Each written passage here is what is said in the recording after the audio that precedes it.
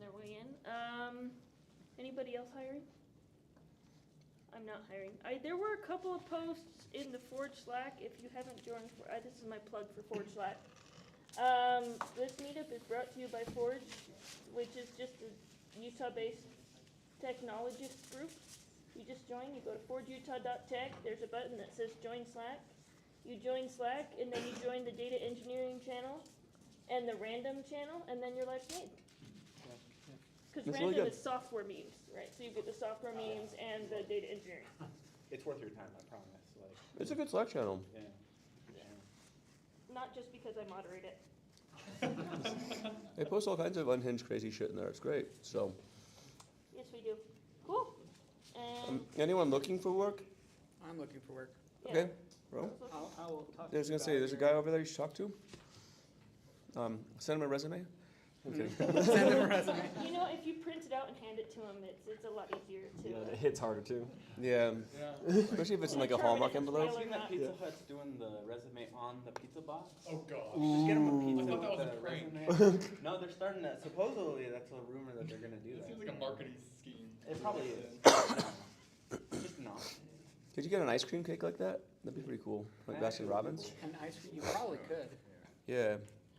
They can get really It'll get all melty though, and then it would just Just gotta like. take a picture and then. Yeah. That you could AI. Yes. It's a good idea. Very easily. I might do that. So really, this is the meetup. We'll just talk about. This This is amazing. We can ask, resume. we can ask questions, but otherwise. can Are we talk live? Well, Famous last words. this is like the worst camera angle too. I'm just sitting here eating pizza, picking my nose, and But actually, I should ask you guys before you ask us questions. Like, what is the job market like in Utah right now for data or tech? Insane. Like insanely good or bad? In the past 6 months I just barely got a job offer last week actually. I got like second place in like 6 different times where it was like, you're great, but we took someone with like 8 years of experience for an entry level job. And it was like, okay, I can't compete with that. So, and that was for like data analyst, data engineer, and like whole range of job titles. So it wasn't just like one siloed thing. So Yeah, I'm hitting second place a lot. I dropped a DBT project from my technical interview. Like a full project, just dropped it down, tagging everything.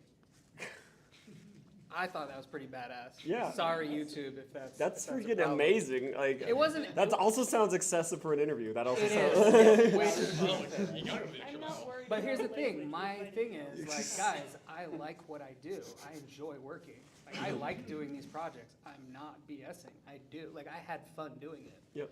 So, I'll get work done. I found that it's just saturated. A lot of people are still hiring. Mm-hmm. Very much swinging back towards in person over remote. Swinging hard towards in person over remote. And then remote jobs, like everyone says, super oversaturated because everybody and their dog can apply to a remote job. In person, people don't want it. So, I mean, but like if you still get it, people, and then it's just in the, the job offers corner. I'm seeing a lot of skew towards ML jobs, and like, but by ML jobs I mean working with LLMs, right? So, yeah, I don't know. I'm not actually looking or hiring. So, But a lot of people, I know a lot of people that are getting laid off, and it's taken a minute to find anything. Yeah, that's what I heard. Like I remember the Utah Java users group in the spring or something. I can't remember, but one of my friends is a recruiter, and she was saying like she just got up in front of everybody because I think their company sponsors the event. But she's like, "Yeah, it sucks. Sorry, there's no jobs, but if you need to talk to somebody, I can do that for you." Yeah. I was like, Jesus. Wow. Never mind. Yeah. Yeah, it was But interesting. there are jobs. So in 2008, there weren't jobs. I was in college. I went to a recruiting event on campus. And their opening line was, "We have nothing." Oh my gosh. If you're a 1% genius, we'll find some, I'm not, it's word for We'll word. find you an what they said. unpaid internship. We'll find we'll make space for you if you're like off the chart genius. You go on the Not wait list. smart, like all of you in this room are smart. If you're the 1% genius, we'll find something for you. Otherwise, we have nothing. If you want to get up and leave, just get up and leave. And like most of the room stayed. Because that's what it was like. That, like there are positions, but like you're saying, it's just, yeah, It's very competitive. it's very competitive. It's like all the layoffs that have happened over the last year or two. It's like all those people are fighting for the same jobs, right? It's just like it's all this pressure, right? And the LLMs are crazy too. I mean, I've even implemented LLMs and let people go because of LLMs. Like I'm like, yeah, this is very real because like between like my third and fourth boot camp. In my third boot camp, I had to hire 20 people to grade the homework, right? And now I have LLMs do it, and now I need 2 people to grade the homework. So I'm like, well, like, yeah, it's coming. Like, and AI is definitely coming, right? It's coming quick. And if you just learn how to implement it, it's freaking nuts. But it's interesting because it's the same situation I've seen globally with hiring and whatnot. It seems universally like Europe's in a downturn right now. Australia is in the absolute dumps. Yeah, it's kind of interesting right now. Worldwide, it's just, I don't know. It's not great. It's insane, as you say. But anyway, more cheery topics. We can commiserate at the happy hour next week and cry in our beers. Yep. That's why we have a happy hour. Yes, you can just really grind it out in the conversations. Yeah, cool. Zach and I are here. This is Zach Wilson. So I'm Joe Reis. Hi. Ask us anything. Yeah. We may not be able to answer your question. It's not an answer any question, but you can ask us any question. Yeah. We'll, So we maybe wheel out one more table? If there's a table, I don't know. Tables there. yeah, you can have this one. Actually, I'm just gonna sit here like this, and you can. We can move. Yeah, we can move over this way here. Move that camera. I think that was. space Look here. at that. Look at that. Now there's like 3 people. Right. Boom. Done. This is. Yeah. Now We're now we can solution- now we can look at everyone's beautiful faces We're too. solution oriented. Do you want us to speak into this mic, by the way? Yeah. Keep it close. Okay. Like it does a decent job at picking it up. So if it's just close to you, it'll be Yeah, fine. it's close enough. Yeah, Right. like right there on the table. If you just want to lay it down on the table, it'll be fine. Nice. I'm trying to think of a good question, but I don't have any data questions right now. Ask a really bad one. Well, actually, I could. Oh, a really I bad have a one. decent question. It's not super good, super bad. Yeah. If you guys want to duke it out, like I think that would make for good video. Yeah, just like. Both have data engineering courses. Dude, there was a Reddit thread recently about that. Was there? There was a Reddit thread where someone was like, "Should I take Zach's course or Joe's course?" And then Joe is, because Joe's always over here. He's like, it's not zero sum. Everyone Take wins, both. Take right? No, I know what I said. I actually commented on the thread and I was like, just take Joe's course. And then people were like, why are you saying take Joe's course? Because I was like, because if I said take my course, you guys would downvote me to oblivion, right? On Reddit, yeah. But I feel like my course is more sort of the warm up for what you, because you don't even take. You don't take noobs in your No, course. I don't. Don't take any noobs. No noobs allowed. Yeah. So that was you talked about it at the conference, right? And I was sitting Yep. there thinking, as a data engineer, I have experience on the analytics side, but there's like a, I don't know what the right word is, infrastructural side Yeah. that's just foreign. And I was like, I thought it was kind of more for noobs, but Yeah. it's not. So I think that's something. Well, what's the Definitely. minimum recs? So for my boot camp, it's like, yeah, you gotta have like at least like 1 or 2 years of SQL. It's gonna be the most important thing. Like if you don't know any SQL, like good luck. Like we're gonna go in day 1 and you're gonna be like, this is a lot, right? Yeah. And then on the other side, it's like having some Docker experience is nice. If you don't know anything with Docker, then that's gonna be a challenge. But you can I've had students overcome that. And Docker's then not hard. yeah, the last one is Python. Python is gonna be the other one, just having some Python, like for sure. But like I'm saying that like if you don't have like anything like that, like it's gonna be trickier for sure. Is that what you mean by noob, or like? Yeah, essentially like someone have, who's like data who. engineering experience. Yeah, you have to have some data engineering experience. Some data yeah, engineering that's essentially what it is. Right? Just like 1 year, like yeah, for sure. Whereas my course, you don't really need to have any experience. Like, This is noob friendly. it's noob friendly. I mean, it's Coursera, right? I mean, the platform is meant to be, I think, as accessible as possible for like a pretty inexpensive price. So, you know, if you like data engineering enough that you want to pursue it further, then his course is great. You know, but yeah, I don't view courses like Zach kind of indicated too. Like I view like education as being like a very much of a multiplicative type game or very additive. Like I don't see it as zero sum. Like you know, and the question is always like, how many books do you have in your house, right? Like, do you have one? And if you want to get another one, do you like burn that book you have? 'Cause it's like I can only have Like one I'm done. book. I'm done. Yeah. Yeah, like you know, I mean, I think a lot of people tend to stay pretty open with their knowledge and education. That's kind of how I view it. Like the main constraint is time, though, right? Like, what are you gonna focus your precious time on? And time is precious, of course. Yeah. But that's why I think for what we respectively do, I think it adds on itself. But it also means like, if you're gonna capture people's attention to the point where they're gonna invest in a course, like it has to be really good. Yeah. Like I told Coursera and Deep Learning AI, I told Andrew Ng, I was like, this has to be like the best data engineering course, Ever. that we can make. Yep. I don't want it to be just another. Not to underscore Zach's course. Just- Well, these are know that they're different courses, I understand, though. but you've already said the Yep. audiences are different. Yes. But you're saying for your target audience, you don't want anybody else to beat it, and I agree. No, I mean, if you're gonna invest that much time and money Yeah. into it, Is there a it has lot to of be is there a amazing. lot of hands-on stuff in your course? Oh yeah, it's like mostly labs That's actually. good. Yeah. Amazing. Yeah, because it takes where the book couldn't do. Because I didn't want to have any hands-on labs or code in the books. I feel like code, if you have code or contemporary examples in the book, it just goes stale immediately. Right? Like how many O'Reilly or Pack books do you have laying around that like you can't even run the code anymore because it's outdated? I burn them. Exclusively tutorials too, like. It's don't even get me started on those guys. I know we're filming. I don't care. But, The algorithm's off because it's live only, so it's fine. Yes. But that's kind of the general impression of the two, But there's, Andreas Kretz has great data engineering courses too. Like I think there's room for everybody, right? I think it just depends like what's your learning style, what's your budget, what's your time like. So, Yeah.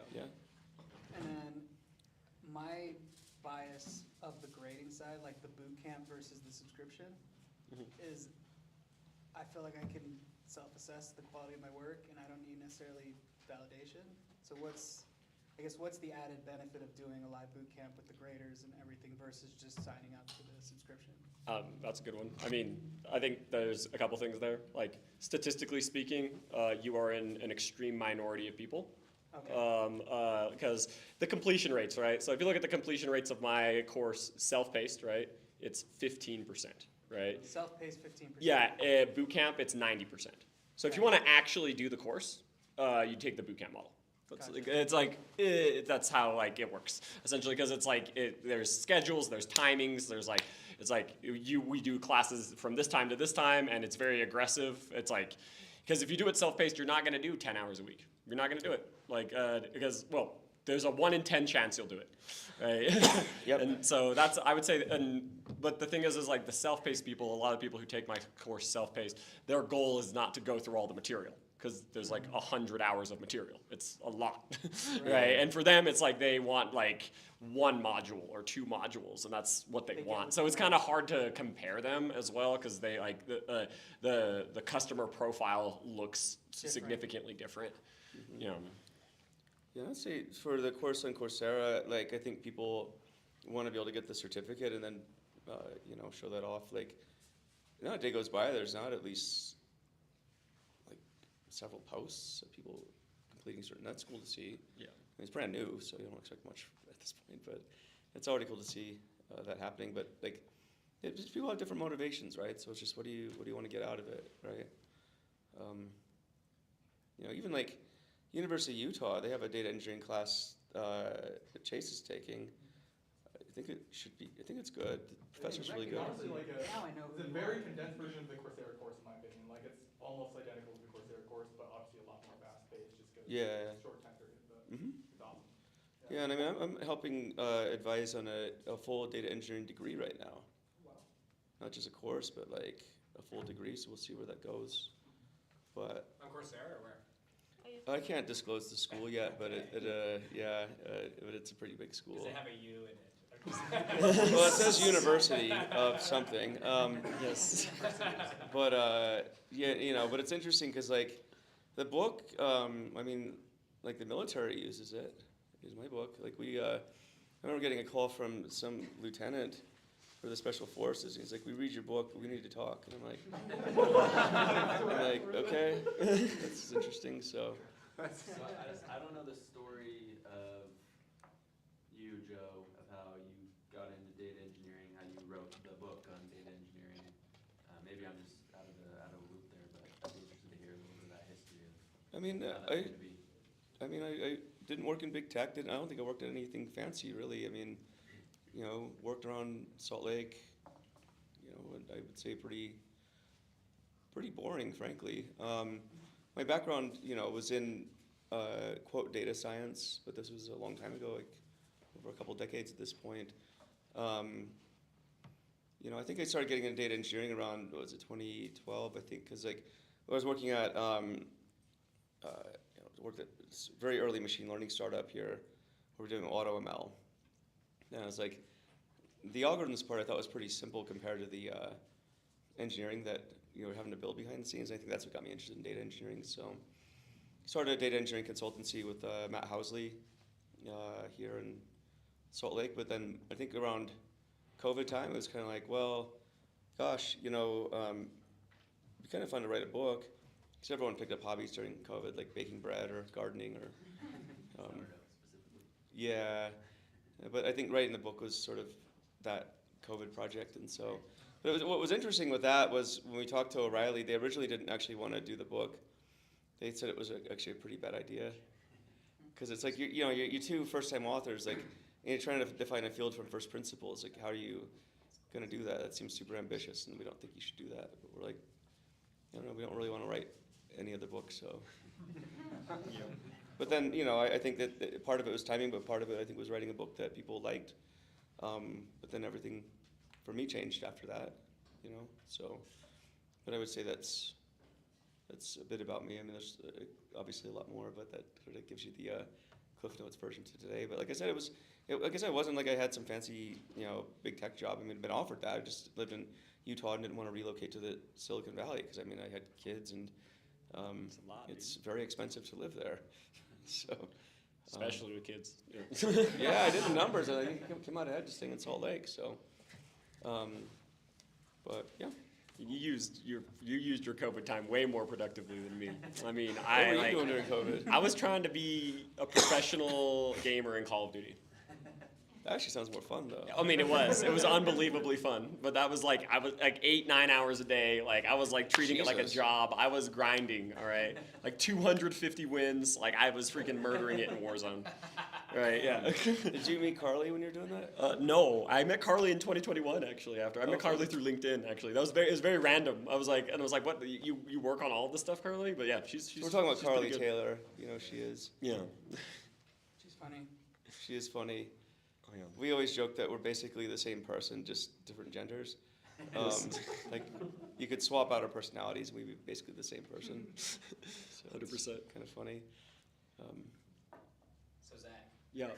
Tech Creator IO, Data Creator IO, Yeah.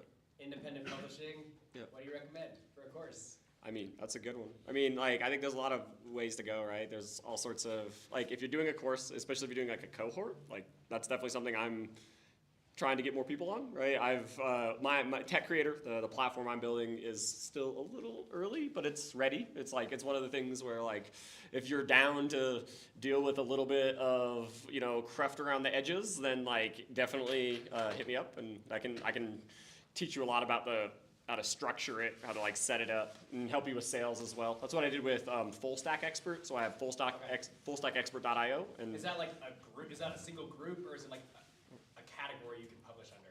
yeah, Does that make sense? that's a great question. That one, so Full Stack Expert is owned by my friend Dan. So he's actually the owner of that, but like I helped him set it up and do all that stuff, and like it's kind of like a co-ownership of the brand a little bit because of that. But like he's gonna be doing more cohorts under that. But you can have any domain you want. That's kind of the idea, like because that's the one thing that I'm doing differently from like my main competitor in this space is a company called Maven. Yeah. They and with Maven it's like. they're like, oh, I'm just going to do a Maven course. Like, it's like a platform for itself. Whereas, like, I want to give the educator back more of the branding. So, like, it's like you kind of need your own domain. Like, you actually have to bring your own domain for the most part to, like, so that you can brand yourself and have it be your academy, right? It's not just for a cohort, but it's like, here's your academy for, like, your students. And then you can do whatever pricing model you want, like subscription, one time, lifetime, however you want to do it, right? And that's all available. The marketplace on Maven's cool. It's cool to show up in the search bar. Yeah. But do you and your network, like, do you compensate? Like, do you have a search bar too? You know, like, you have like a registry that you show up in, like Coursera kind of. Or like, I mean, this is just data expert and full stack expert. I have 2. That's it. Oh, Right? so There's no search because there's 2 people on it. basically, Right? Tech Creator IO is like the platform, and those 2 those are like users of the platform. Yeah, Like, exactly. creators use Yeah, it. and data expert's the one that I've really invested in. That's the one that's like been the like essentially the customer that like has built out the platform over time. And Is now, that you? Like, are yeah, you- that's me. That's my course and my Nice. content and my stuff. Yeah, 100%. And then there's going to be more. I know, like by the end of the year, I'm trying to get up to like 5 other creators on the platform, Nice. and so yeah, it should be good. It's going to be interesting because actually the Maven guy, that Goggin guy, he's been trying to get me to move data expert onto Maven. I have a monthly call with this guy just to talk with him and Does see. everyone know what Maven is? I've seen them around. So yeah, Maven's it's like a boot camp platform that like you can essentially, if you're a creator, you want to sell a boot camp, they'll do all like the customer service, all the content hosting, everything for you, and then you just give them 10%, and then you get 90% of the sales. And it's actually pretty good. I actually have a very similar breakdown. That's I love that structure actually, and I was like, I'm gonna take that structure. I like it. It's a pretty cool experience. Like Sol Rashidi and I did a course on Maven over the summer. It was good. I think I don't know if you guys are interested in content. I don't want to talk about data engineering, but anyway, we talk about all of it. but it's an interesting platform. I thought I don't know. Definitely. Like, you know Maria Vectimova? Like, she just went on. Yeah. And like, have you heard of ML Ops Club? Well, I mean, I know Maria and Marvelous ML Ops and all that stuff. Dang it. Because ML Ops Club's mine. Yeah, nice. I was like, could I be ML Ops expert? That I am. Yep. Like, Yeah, You I can do actually own whatever that you domain. want. Nice. Okay. Do I have to fight Maria for it? Like, Yeah, right. I was actually talking with Maria, and I was very sad that she went on Maven. I was like, come on, Maria. She just signed a book with O'Reilly yesterday. I was talking to her, and she's like, literally like 5 minutes later, she's like, oh, guess what I just got? Yeah, It's boom. approval. So I was like, Yeah, cool, amazing, right? fun. What Good other stuff. questions you have? Yeah. So Joe, what was it like creating a Coursera course versus others? Maybe you already covered this. No. I'm curious, like, what was the experience like versus? I would say so how it works with Coursera is to get a course on Coursera, you have to be affiliated with either an Ivy League institution or a big tech company like IBM or Google or Amazon or Deep Learning AI, which is Andrew Ng's company. Do people know who Andrew Ng is? He's pretty popular. He's everybody's data scientist. He is, because he had one of the most successful courses. I think the best course of all time was his. His first machine learning course was amazing. Yeah. I took it in, I think it was 2010. And it felt like you were in the room with him when he taught. Like that was so cool. It was really good. Such a good That's course. what made me become like a data engineer. Was that course for sure? same. It was great. But the course, so I would say getting onto deep learning AI is like insanely difficult because they don't take anybody. Like you have to be asked. And I thought it was a prank call when I first. But I would say for them it's. So I acted in the role of basically subject matter expert and really, I think, guiding the material and making sure it was what I wanted. But they had a full-time crew of people working on scripts. Production quality, dude. Production, I mean, everything, video editing, like everything. And we're talking, it was insane because this team, like, the guy in charge of curriculum, he was, I think, an astrophysicist, like, had his PhD in astrophysics. Like, the person writing my script, she had a double PhD in, like, electrical engineering and I think machine learning. Yeah. And just on and on and on. You're talking, like, very overqualified people. I met all these people because I filmed like a 10-minute segment with Joe, and like I was like, you guys are like doing this, like Yeah. like But they want to work with Andrew, right? Yeah, right. It's epic. But I'd say, Andrew's, he just instills a very insanely high bar of quality. So like everything, like I would get Slack messages saying, we need you to re-record like this one word, like 5 times or something. Yeah. And just that was how detailed they are. So just splice it in. Like every millisecond of the color matching videos to make sure like one take was the same as the other color wise. Like that's how detailed it is.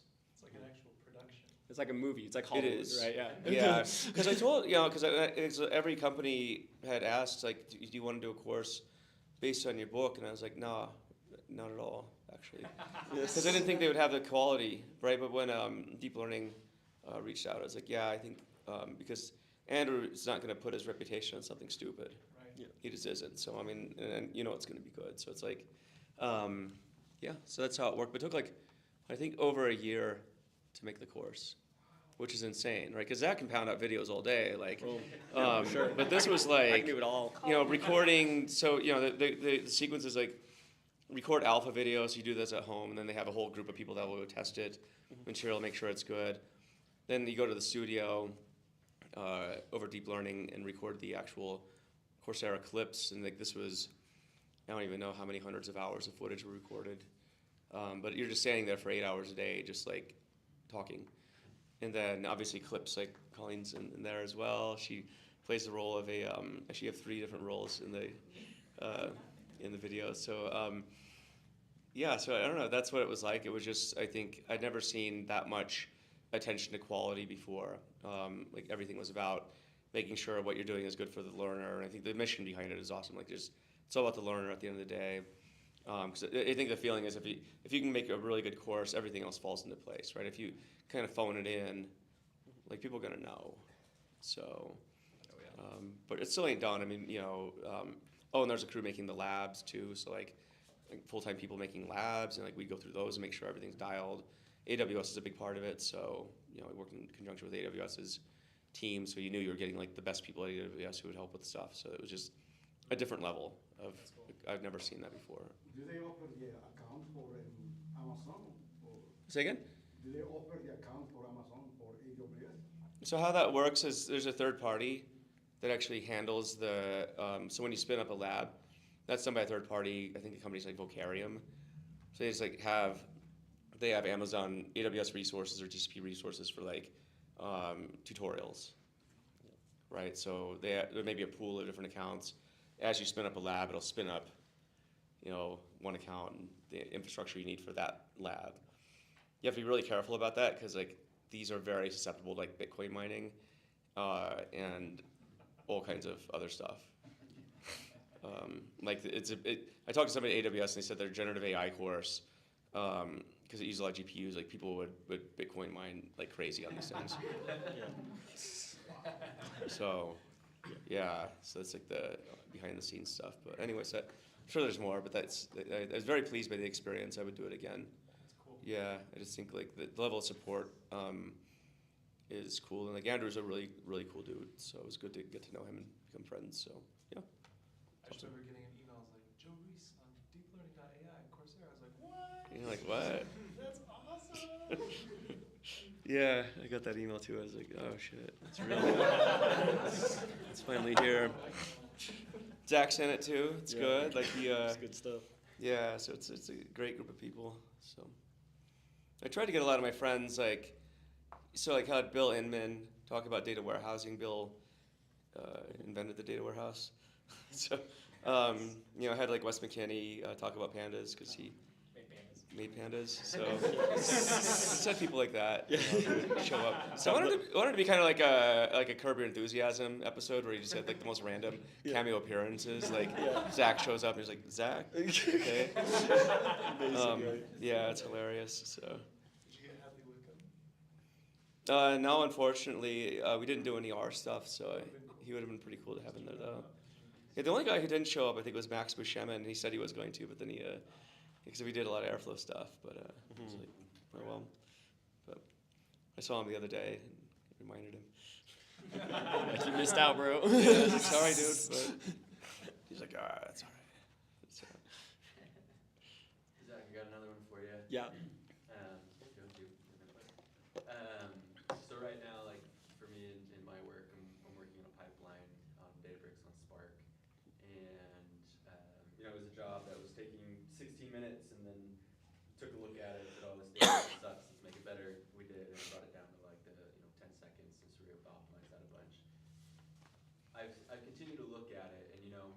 all honesty, that optimization by itself is perfectly fine and acceptable.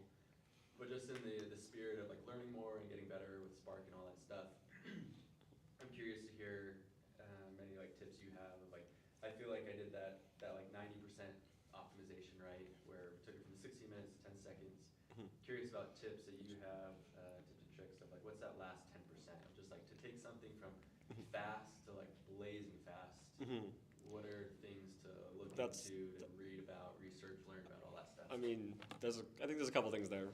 I think the first thing is to not. Like, actually, it comes back to the 80-20 rule, right? Of that, like a lot of times as data engineers, we get obsessive of like, we need to build a Ferrari when like a Corolla is good enough, right? It's like, and that like, that's part of it. I mean, I think that the main places that you get like the biggest bangs for your buck in terms of Spark is like partitioning. Make sure your partitioning is right? Like how many partitions are reading. Especially like one of the big ones I've noticed is like if the upstream files are like not partitioned right, then like, and then Spark has to do something about that, then that can be a big thing. Another big one is just joins, right? If you know about like bucket join and like bucket join, broadcast join, those are the two big ones. Yeah. And that's going to be another big one. And I'd say like if you get that right, and then the last one is just managing skew the right way, right? Just like with adaptive query execution. One of the things that's getting better is getting significantly better with Spark over, especially if you're on Spark 3 now, like all of the little tips and tricks that like used to apply like in older versions of Spark, like just don't matter anymore because like Databricks fixed it, right? They made it so that the API itself is just better, right? And in that way, it makes Spark a lot easier to use, right? And a lot like it makes it so it's a lot just more intuitive, and that a lot of that performance tuning is better. I guess the only other thing that you do have to be aware of is just like disk, right? Is like how much is it spilling to disk? Is it like, yeah, because disk spillage is going to be that's always just devastating for jobs, right? And essentially, Spark is almost to the point now where that should almost never happen. There's still some jobs, like if you have like a really, really high cardinality group by or a really high cardinality like join that like has a lot of skew in it, then like you might get some disk spillage there because it's hard to get the memory right. Like even if you crank it all the way up, right? I noticed this at Netflix at least, but like for 99% of jobs, like you shouldn't have to worry about that anymore. Are they using Databricks at Netflix or just regular Spark? No, it's just regular Spark. Spark on EMR. Yeah, both at Netflix and Airbnb. They don't use Databricks. Yep. They're like we're gonna hire 100 engineers instead. Yeah, like I said, for me, the 10 seconds is totally acceptable. Yeah. I totally recognize the 80-20, like kind of get over it type of thing. But like I said, just for in the spirit of like learning and understanding better well, the part. I think another thing to be thinking about there is like if you are looking to make it faster, there is like just Spark in general like has a startup and teardown cost, right? It has the whole like we gotta spin up the driver, we gotta spin up the executors, we gotta like allocate the memory. It's just like just to spin up the job is gonna take some time, and like so that's where like with jobs like that, like like at Facebook, like for example, it's like don't use Spark. Right? They're actually very adamant about that at Facebook because it's like for most jobs, again, this is one of those things that's like 99, maybe not 99, like 95% of jobs like you can do with Trino. And Trino is actually going to outperform Spark because it doesn't have that same setup cost. Like it can just spin up a lot faster, and it doesn't have like the driver and executor and all these. The machinery is a lot simpler, but it has a trade-off, right? It literally can't spill the disk. So like if like you have a job that is too bulky, it just fails. It just fails, right? And like I remember when I was working in notifications on Facebook, that was like the problem because the guidance was use Trino, and I was like, well, I'm in notifications. It's like one of the few areas at Facebook that like you can't use Trino because it was too big, right? It's like there's 50 billion records a day right now. It's like if I try to deduplicate this with Trino, it just barfs, right? And so that's where I actually had to advocate for Spark at that time. You know, it was crazy. I think a lot of it depends too on the underlying storage of your data and like what the retrieval is of that too. So I don't know what that is for you, but oh yeah. We just have it in file store. Like we have the table set up in Databricks and everything in the catalog and whatnot. oh, okay, So it's just all just reading from there and whatnot. got it. Yeah. Yeah. You like Databricks? Both of you? Databricks is an interesting company. Like, I mean, I think that Databricks. Well, I don't know. It's ebbed and flowed. I feel like because in my boot camp, right, in my first version of the boot camp, right, I used Databricks free trials, and it was kind of a disaster, actually. And I was only able to get like 50% of my students up and running, like, with it in time. And because I didn't because I figured that like people just like set it up. I didn't have like dedicated time for people to do that because I assumed like, hey, you can set up Databricks. It's like follow these tutorials, do it. I'm not gonna handhold you through this, but like that was a little bit on me, but also like I assumed that like it would be easier, right? And so, but in the second version of my bootcamp, I actually was talking with Databricks and I was like, hey Databricks, like, can I have some credits to teach Databricks? And they were like, no. So I was like, okay, then I'm not gonna use Databricks then. Bye. Not gonna use it. Like if you guys are gonna, like, I'm not gonna pay you guys to teach your platform. That is obscene, right? And so I just went back to local Spark, right? And then I was on local Spark for V2 and V3, and then V4 I now use Glue. Use AWS Glue because at least Amazon is down to give me credits, right? They're down to like they're down to make it free, right? So. I mean, Maria is she has her own account and she's like inviting students into it who don't have a work one. Yeah. It just felt sad. It was like, wow, you're paying them to teach their tools. Yeah. 100%. I haven't used Databricks. I mean, I used it initially, like, back, 2014, whenever Spark came out. Yeah. But I personally, for the stuff I do, haven't had a reason to use it. I think it's a great platform. It's evolving, but I'd say for a lot of the stuff I do, it's like Snowflake, BigQuery gets the job done just as well. So, that's... As though Databricks is like you're making a compromise if you're using it over those. I don't think you're making a compromise. I mean, that's just the workloads I see more of. So that's more of what but I am seeing a lot of migrations to Databricks or people using it in addition to whatever other tool they're using. Like, I think that's becoming super common. But what's that? I said that's what we do. We're mainly Snowflake with Databricks. Yeah, this is becoming more and more common. So I think they're both great. I mean, I would say, like, if you're in more data science heavy workloads, I'd probably choose Databricks or GCP. I'm more of a GCP guy, so like I would just choose Vertex if I were doing it. But that's me. I like BigQuery a lot. But it's the thing is, I think it's really hard to find like a really crappy data platform these days. Like everything's really good. Like, I don't see anything that's like, if you compare it to where you were like 5 years ago, I think everything's like pretty dang awesome actually. Yeah. Are you up to date on like the catalog stuff? Because like we chose it at Ben for like the Unity catalog. I felt like that was a big deal for us. Over like catalog stuff is like that's literally what I'm working on right now. It's the catalog stuff. So like this is a game-changing thing that will determine what tools we use. I think it depends on what direction Iceberg goes. Mm-hmm. Okay. Right. So that was sort of the big dark horse that came out with the Tabular acquisition, but. Catalogs are one of those things where I think now, I mean, you could I think you could have made a stronger argument before the Tabular announcement, actually, regardless of the Tabular announcement, that like, you'd be fine using Unity Catalog or Polaris and Snowflake or Glue in AWS, but now it was interesting actually, we had this discussion on my podcast on Monday, the Morning Data Chat, with Waymo Liu, who was, I think he was one of the contributors to Iceberg. But you're saying like basically the next frontier is actually the catalog wars, like seeing who can have parity on that. Because who's familiar with Iceberg? So Apache Iceberg's an open table format. The thinking is basically like right now, if you're in Snowflake, your data resides in Snowflake. If you're in Databricks, it's probably Delta or whatever, GCP, BigQuery or GCS. But like the notion is, if you can put your data into Iceberg, now data is neutral. The notion of data gravity sort of goes away between the platforms. At least you're still storing in probably S3. So, but that's how it is. But at least then it becomes. The question is now: do catalogs basically? What's the interface? Basically, you have an API into your Iceberg. But the other question is now: okay, does Snowflake just become another query engine? Right? Because if you don't need to deal with the storage. Now it's a battle of the query engines. Yeah. But now that creates an entirely new dynamic with tooling that you didn't have before. Because the notion of data gravity disappeared.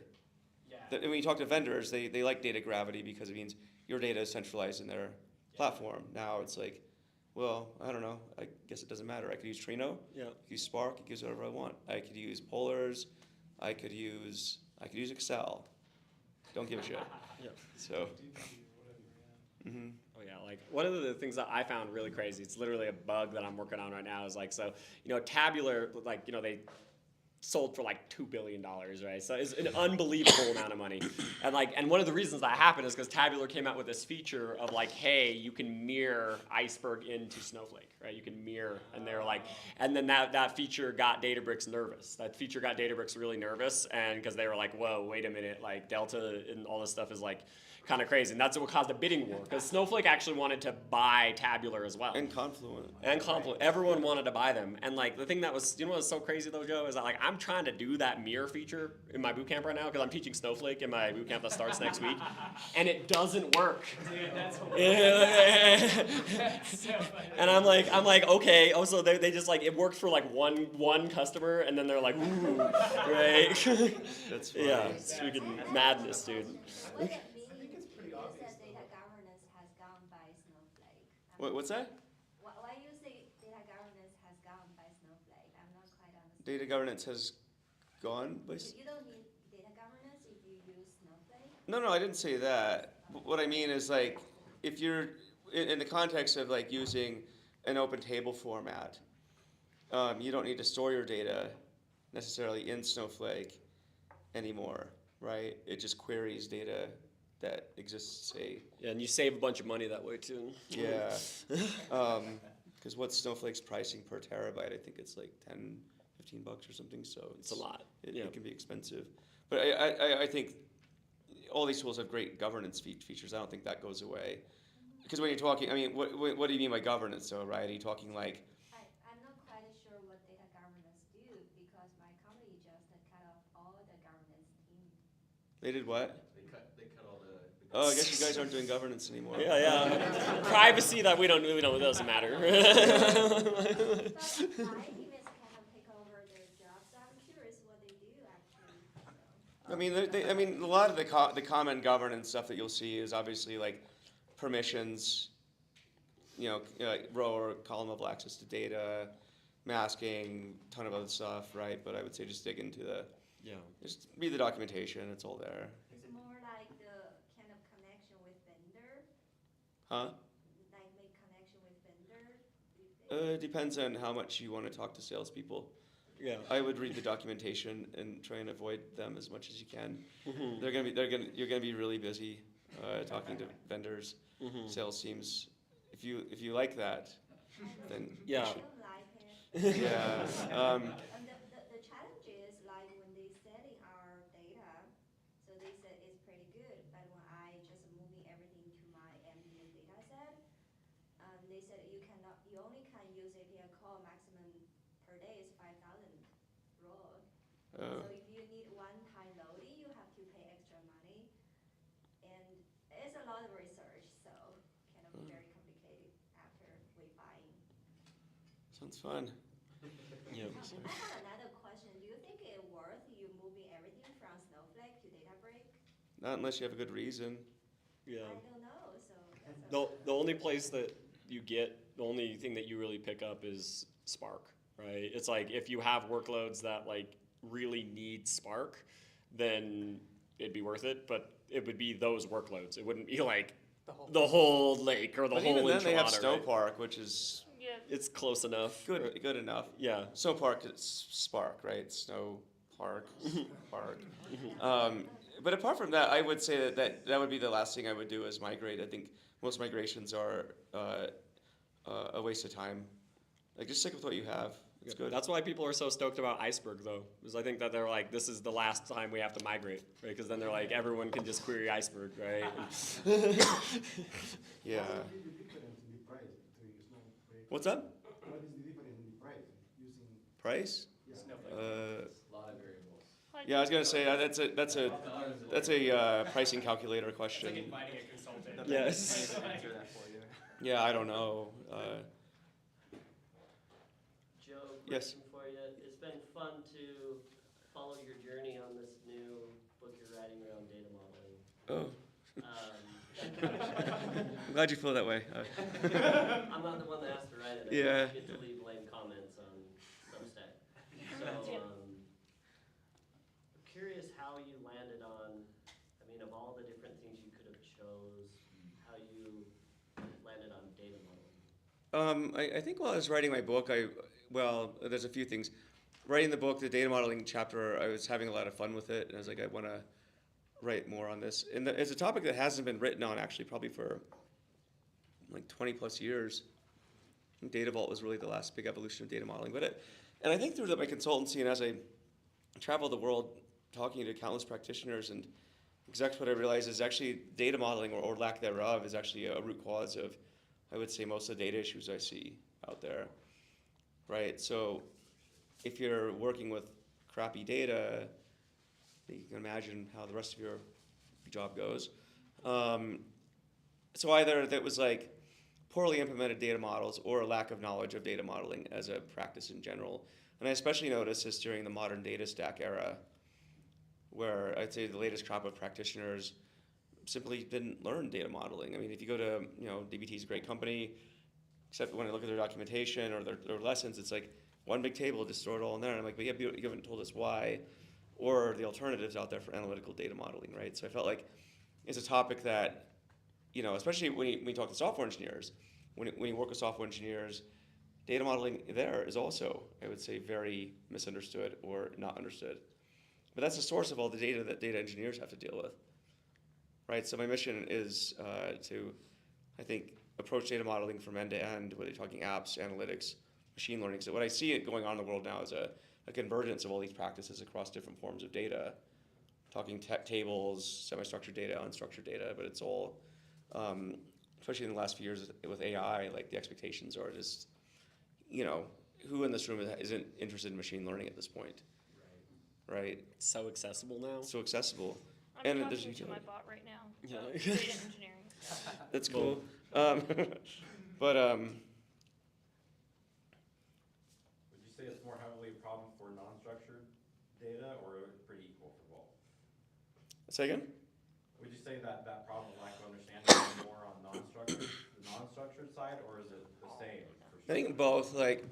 I mean, we've lived in a world of rows and columns, tabular data for decades, like at least since the late 60s, 70s.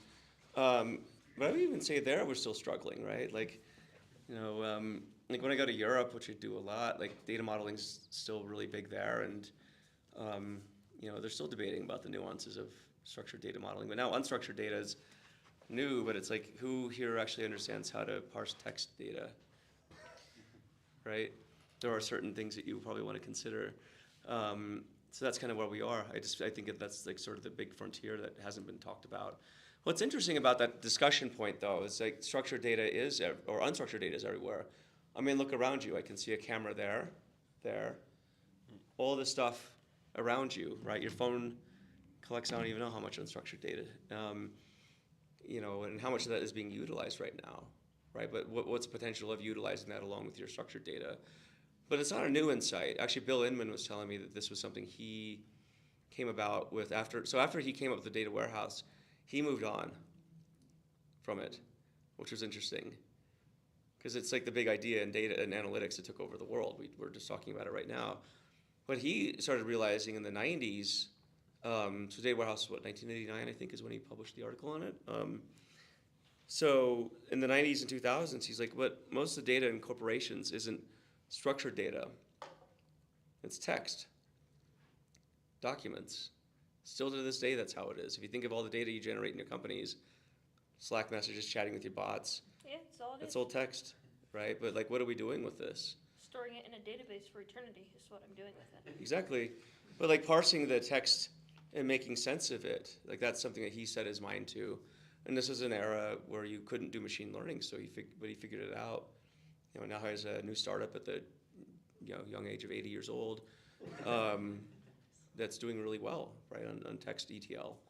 So, but it was interesting because his observation was just like mine. It's like, if you look at all the data in the world, it's not tables, right?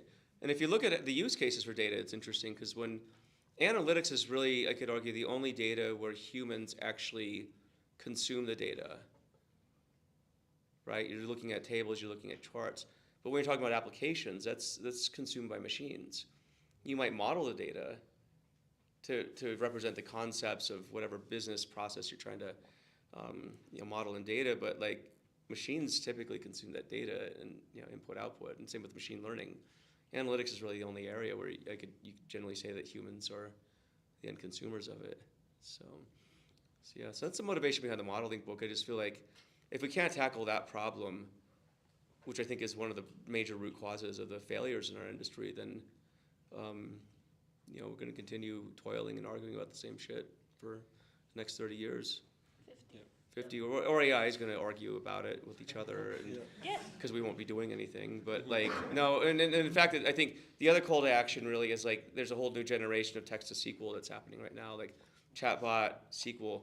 But the problem with LLMs right now is, my friend Juan Cicada has done a lot of research on this, GMAT one. Like his research that he did, so his background's in ontologies and knowledge graphs, but it's like LLMs and their own querying tabular data is like, it's horrible. The accuracy rate's like barely 15%. So there's still a lot of work to do there. And the question I always ask people when I speak at conferences is like, who here would throw a large language model on top of your existing databases right now? Nobody's answered. Nobody's answered. You don't. It's like here's to make it interesting. If it screws up, you lose your job. Yeah. Nobody's willing to take this bet. Sorry, what's that? I lost my job. Well, the question was the question I ask people is, are you willing to throw a large language model on top of your databases, so you can just query it and ask it questions? Nobody will do that. Yeah. So. It's very hard to trust. I mean, it's like, I have like 10 hours of content on that, like LLM driven data engineering, and just talking about like how just try to ask it something like, hey, give me here's my input tables, and these are the slowly changing dimensions I want to track. Give me a pipeline, right? And it doesn't do a good job, right? Most of the companies, they already implement the Copilot right now. Mm-hmm. Oh yeah, They already definitely. have it to use Copilot to review the code. Oh yeah. I think one of the things that's interesting about that stuff, compared to like analytics and something like Copilot, is that like it's all about the tolerance of error, right? Where it's like if you're using Google, right, like, and you search, and you say you're debugging something and you use Google, you search. Sometimes the first result doesn't solve your issue, right? But LLM is like the first result's all you get. Right? The first result is the answer, right? And there's this kind of like certainty that you get from it, as opposed to like, oh, here's a myriad of possible answers, right? But with analytics, there is usually one number, right? There's like one chart that is the right chart, and it's interesting how like for like brainstorming and things that are a little bit softer, where you can like question it, it's like, okay, that one, that's why it's helpful, but it's not something that we can just like blindly trust. So I have a question for the group. My friend Sol Rashidi, she's I don't know, chief data officer, she can talk to us for about a few minutes if you're interested. Dude, Sol's legit. Bring her on, dude. Let's go. See if we can. She's like, where are you calling Joe me? here for the friends. Yes. Joe and friends. Pick up here. Anyway, she'll call in a second. It's false advertising. I'm trying to get Ben Taylor here too. But Ben would be legit, dude. Ben would be funny. Anyway, we'll just wait. I have a question somewhat related to this whole unstructured data thing. It's like the company I work at, we're at this phase where we do like a post-mortem on the decisions they made when they were like 5 people without product market fit. That's funny. But they have this problem that you don't quite know what your data is even going to be. Like in our case, it was like, well, it could be genetic sequences or just like time series. We don't quite know yet. We need to store everything, and we don't want anyone to waste like more than 5 minutes on maintaining our data infrastructure. And their choice was, let's go with Mongo and Atlas. But we've made our experience with that, migrated away from it now. They were just curious if you had sort of recommendations, any industry insights of what cool tools are out there for that kind of. I think if you're dealing with something where you're not quite set on the schema of your data or the use, something like Mongo or S3 is perfectly fine, right? Like your job is to figure out what are you trying to do with the data and move to that value point as quickly as possible. The approach I wouldn't take actually is rigorously model it just yet, because you don't even know what you're trying to do. Right, so you wouldn't come up with like some perfect like 6 normal form schema for something, you know. That can change rapidly, right? Yeah, but I would say be flexible too. Like, you know, this is a perfect time to, I would say, probably do what's called conceptual modeling. So understand what are the entities you're trying to represent in the data. Like, how are they related? What are the possible fields we want to have in the data? Right. That's how I would view it. You know, like what are we trying to do? What's the customer going to pay for? You know, but you said no product market fit, right? So that's the situation you're in. I mean, I've been there at startups, and it's like you're just. Now we've solved that issue, but yeah, I mean, they're like, what should we have done, and what are we gonna do next time? I don't know. It's. I think another one, like with a lot of that unstructured stuff, is, you know, there's a lot of buzz about like vectors and vector databases and all that stuff, and like I kind of went back and forth a little bit with it because, you know, I tried out like Pinecone and Weaviate. Oh, you got Soul? Let's go. Hi, this is a group of data nerds. Amazing. We're just doing an Ask Me Anything here. Jesus, I just hung up on you. 1 second here. Amazing. There you are. Yeah, we're just doing an Ask Me Anything. Does anyone want? So maybe give people a brief history of you, maybe a couple sentences or something. Sure. Bear with me, by the way. It's 10 o'clock on the East Coast, so if I seem a bit drab, the energy and the battery's definitely drained. But let's see. I was a professional athlete, played rugby, hung up my cleats, became a data engineer, loved it, found my tribe, and then I was rejected like 6 months in because they wouldn't allow me to touch a lick of production code ever. They created more work for them, then I alleviated more work.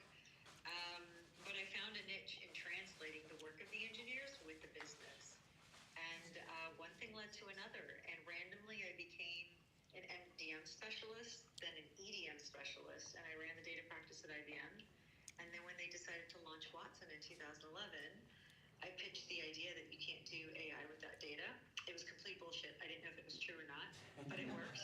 And I got into the Watson group, and I did that for 4 years, and I played this hybrid strategist / product manager / product engineer role. And then I became a partner. I worked my way up.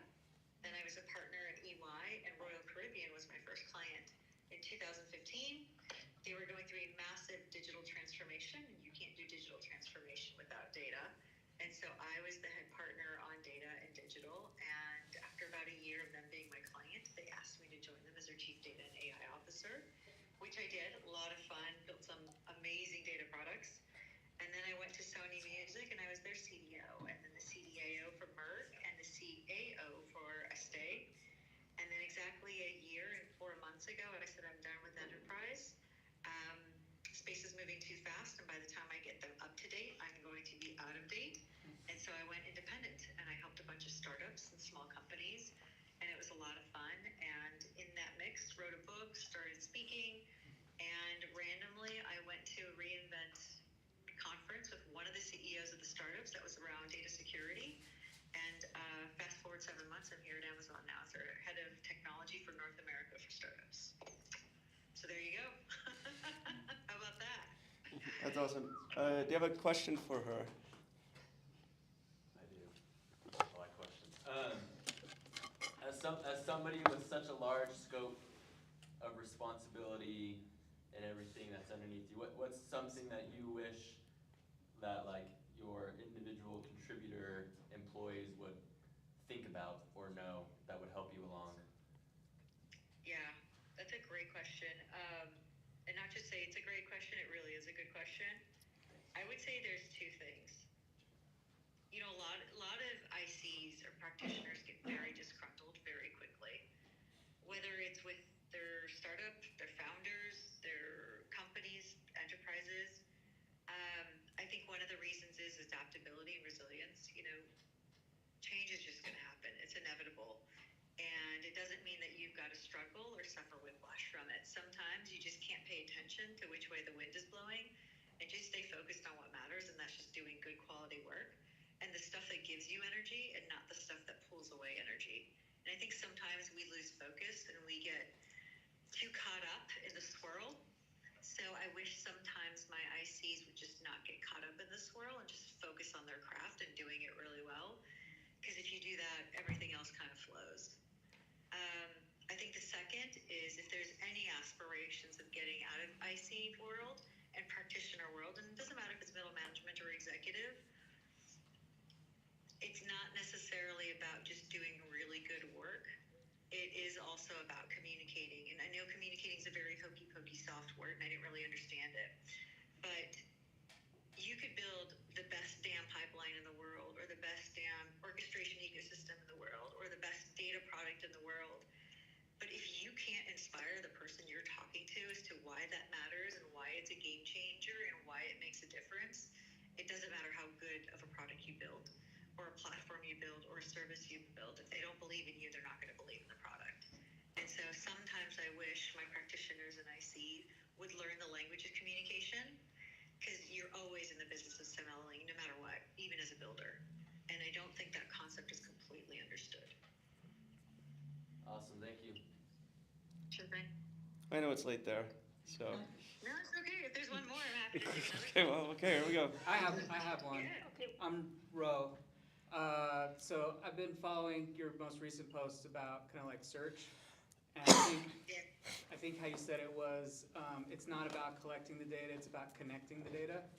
And just before you got on, Joe was talking about, before you launch into some complex data modeling, to spend time modeling conceptually the data, trying to get at what are the answers, what are the entities that we want to, like what is it that we want to surface.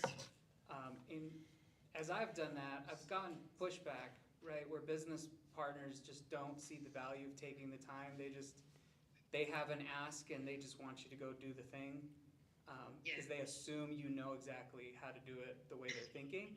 So I guess I was on the communication side, what are some hacks or strategies that you've come up with to kind of get buy-in on those kind of conceptual conversations to help connect the data? All right, so now you're going into the belly of the beast. You know, I love Joe's first book, Data Engineering. I'm like, we could do data engineering. Data modeling in and of itself is very controversial and very provocative. And if I don't have to build another semantic layer my entire life, I will be the happiest camper, because it's where the most debate and turmoil kicks in. And honestly, you can try and go toe-to-toe with a business. They're not going to understand your world, and they're not going to understand the complexities. So sometimes I have to throw things back at them in a nice and graceful way. And I'll give them example of like net sales. Fairly simple concept. Sales mine of cost of goods. However, when you understand a business, like at Estee Lauder, they had 11 different definitions of net sales. Some included certain channels, some excluded certain channels, some included certain distribution lines, some excluded different distribution lines, and then you add the regional component to it. I've got 11 different definitions of net sales. So when a business comes to me and says, well, just build this, I'm like, okay, which version? Like, what do you mean? Oh, and then there's another field called version on top of those. There's that. Purple didn't do that at all. Yes. Depending on the region, the product line, and the function, the source of truth varies, and I've got 4 different sources of truth. Yep. But then, depending on how you want to calculate net sales, I've got 11 different transformations I have to build. So which version do you want? And so sometimes it takes knowing the business and throwing a example back in their face. And you have to do it not in a rude way, and I don't mean it to be like malicious or smirky. But the fact that you're educated enough in the business to show them the level of complexity that even goes on building one transformation, one KPI called net sales, and then it makes them go, And then I'm like, now blow that up into the entire dashboard that you use that has 62 metrics. Each of those 62 metrics have anywhere from 5 to 11 layers of transformations and different versions with different sources of truth. So now you can understand the complexity, and this is why we need a dedicated business analyst or someone for your team, so that if you want us to automate this for you, or if you want us to enable self-service analytics, we need to understand which version you need, because because I've got 14 different customers, all with different asks. Then the gravity of the complexity slowly starts setting in.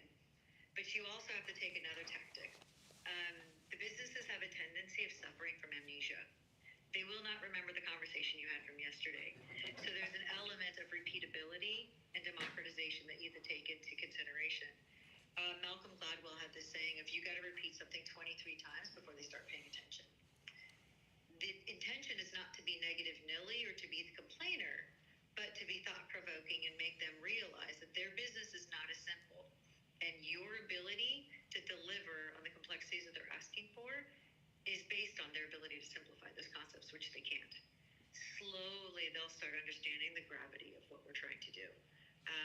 Now, I also think that anyone who's in the data space has purposely chosen to be in a very thankless position. We are kind of like the back-end superheroes of the world, and we are taking the grimiest janitorial works, but honestly, if you're not in data, you're running the business, you're just doing it behind the scenes.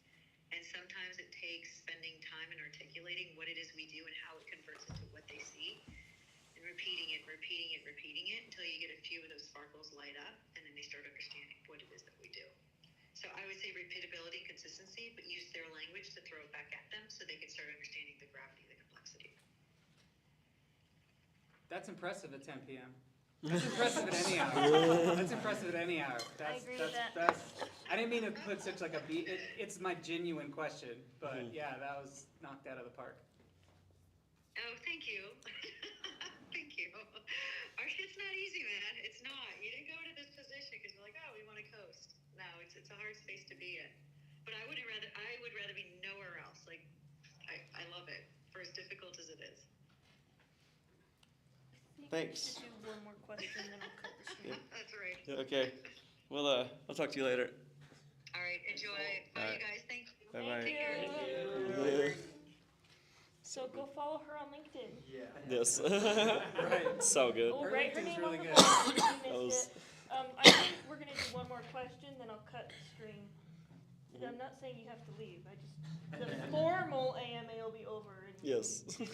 Anyway, that was a cameo appearance. That was That was great. amazing. Twitch chat loved her. Mm-hmm.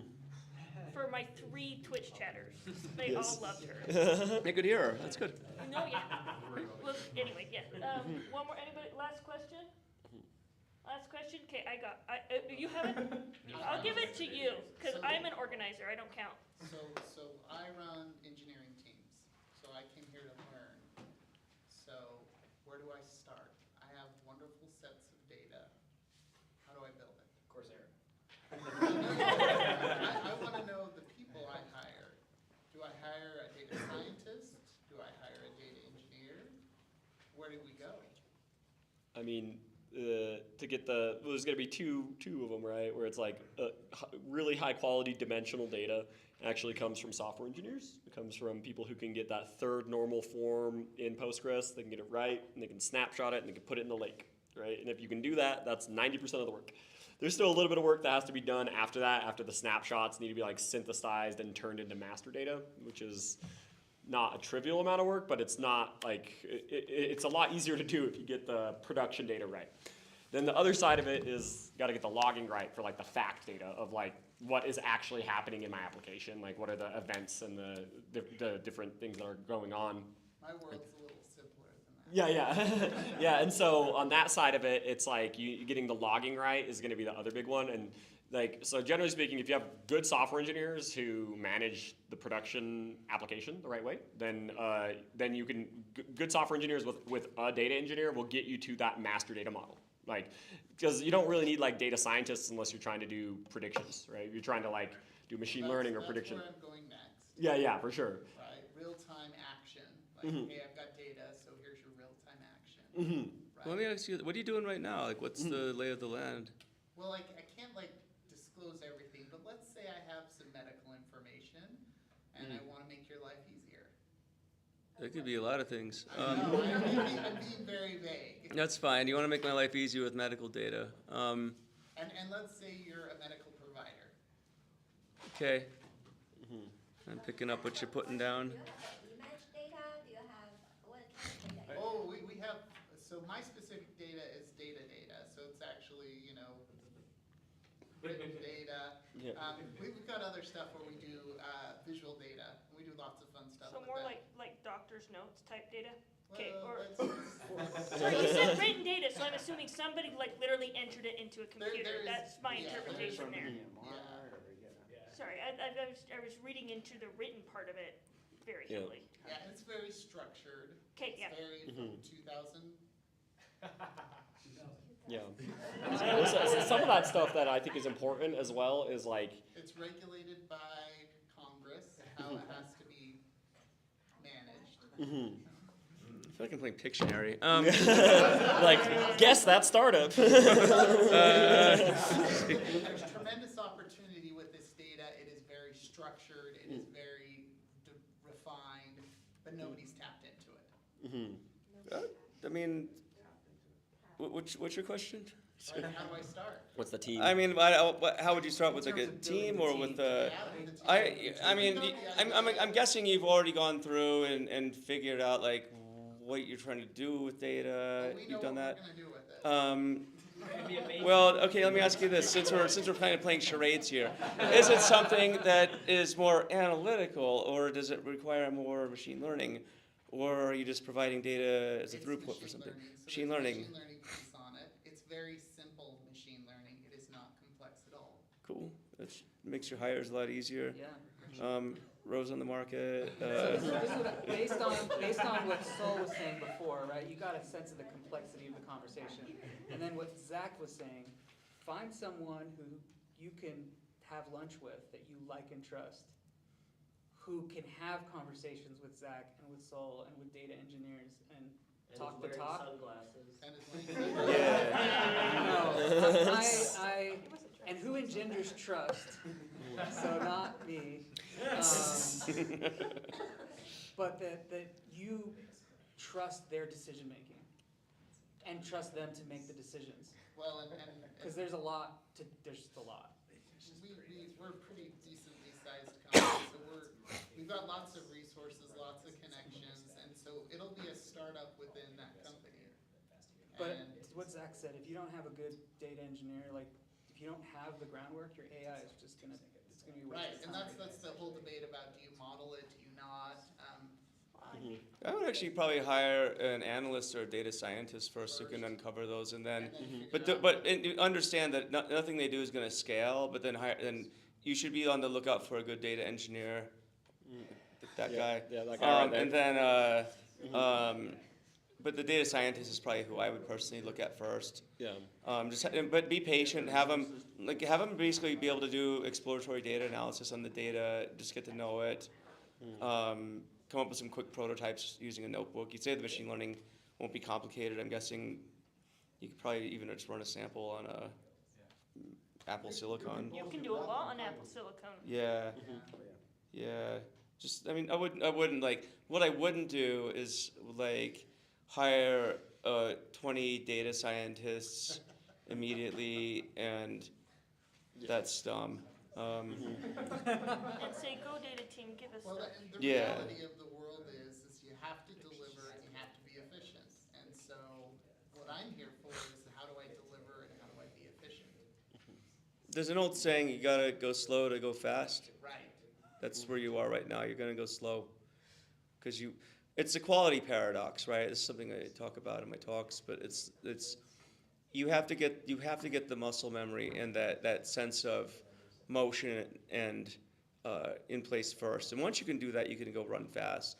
Where I see a lot of data teams screw up is they try and go too fast, too quickly without having a direction or knowing good mechanics of, say, running, if you know what I mean. And I think our model we have, or our concept, is you have idea one, which you prove out, which is your easiest one. And then there's 3, 4, 5, and 6 that are down the road that, hey, if this works, let's go, keep going. Yeah.